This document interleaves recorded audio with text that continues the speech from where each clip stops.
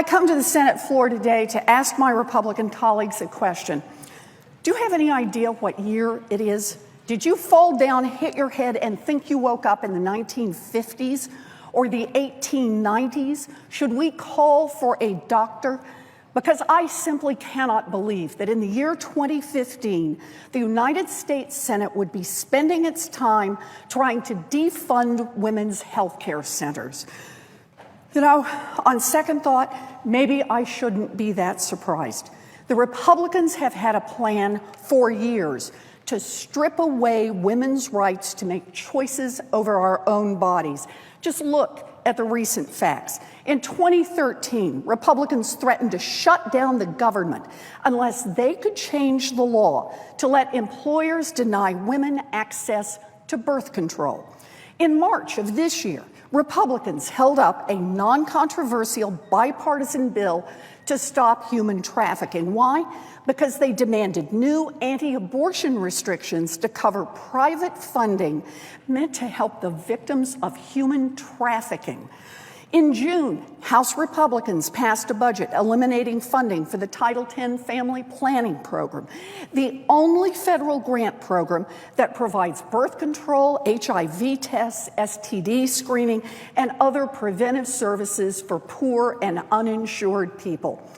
Over the past few years, Republicans have voted to repeal the Affordable Care Act more than 50 times, including the portions that require insurers to cover contraception.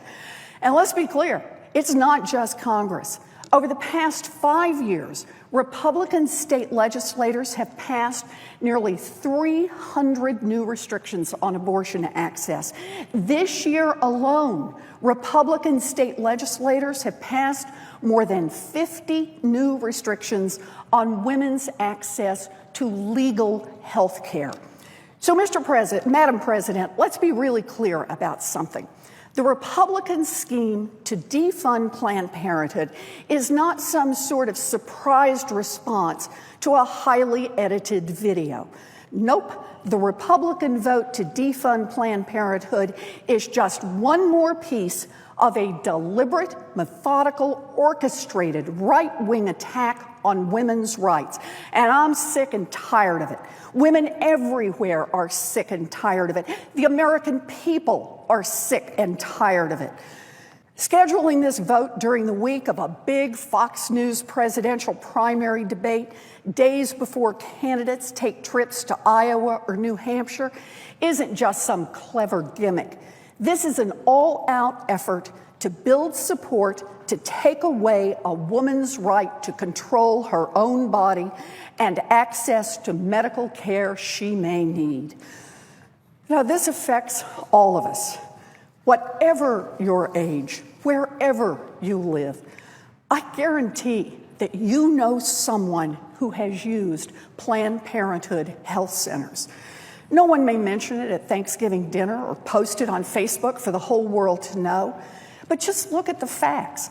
1 in 5 women in America is a Planned Parenthood patient at least once in her life.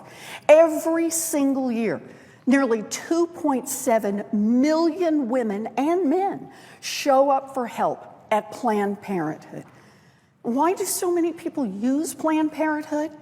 Because they're nonprofit and they're open.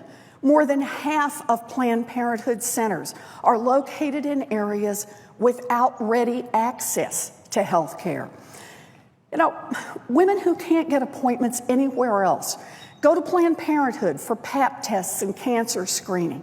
Couples go to Planned Parenthood for STD treatments or pregnancy tests. Young people go to Planned Parenthood for birth control.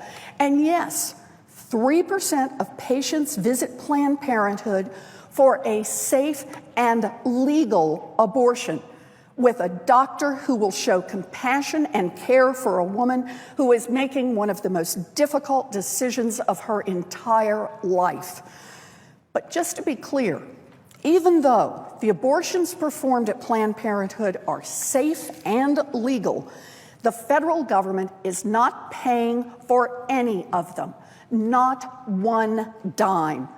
For almost 40 years, the federal government has prohibited federal funding for abortions, except in the case of rape, incest, or life endangerment.